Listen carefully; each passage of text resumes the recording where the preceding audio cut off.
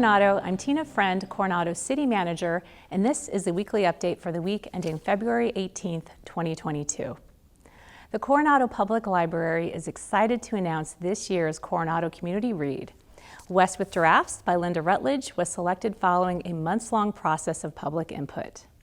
The book is based on the true story of two giraffes who made the long journey from the East Coast to the early San Diego Zoo in the 1930s.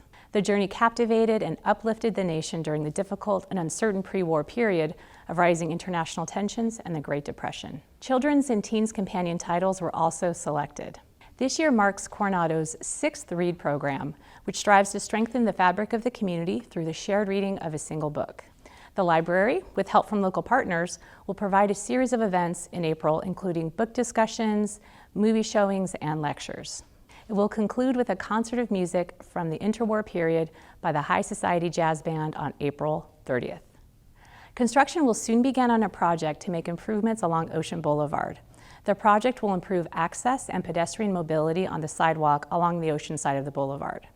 The current sidewalk width is quite narrow in places. Add open car doors, people unloading beach gear, walkers, runners, bicyclists, strollers, and dogs on leashes, and it gets quite tight. Last fall, the City Council approved a design after considering a variety of options.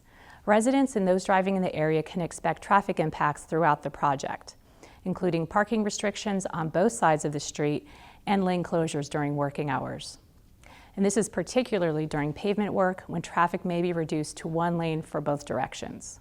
Traffic control is likely to change each day, so the public should use caution when traveling through the area and expect delays. The city will notify the community about the work and impacts once the contractor's schedule is set. Construction is likely to begin in the next 4 weeks, and the approved design includes a sidewalk widening to provide a minimum of 8 feet of clear pedestrian space. This will mean moving trash bins, benches, and some light standards out of the pedestrian path. This will be a big project for the area. Find out more about it in the weekly update online or at commentcoronado.org. The Council approved revisions to the city's community grant program earlier this week and authorized the release of the fiscal year 2022-23 community grant program applications. The city will accept applications beginning Friday, February 18th, and the deadline is April 1st. The Coronado Community Grant Program was developed to strengthen a sense of community by enhancing economic development, social services, arts and culture, and community pride, sense of place, through partnerships with these local nonprofits. The groups administer events, services, and activities for the benefit of the Coronado community. Last year, the Council awarded $950,000 in community grant funding. The City Council received a report this week on the status of projects to address water pollution from the Tijuana River watershed. The report discussed the background, how Congress allocated $300 million for border sewage projects in the United States-Mexico-Canada agreement, and how the Environmental Protection Agency then developed a proposed suite of projects to address sewage flows in the Tijuana River and in Mexico.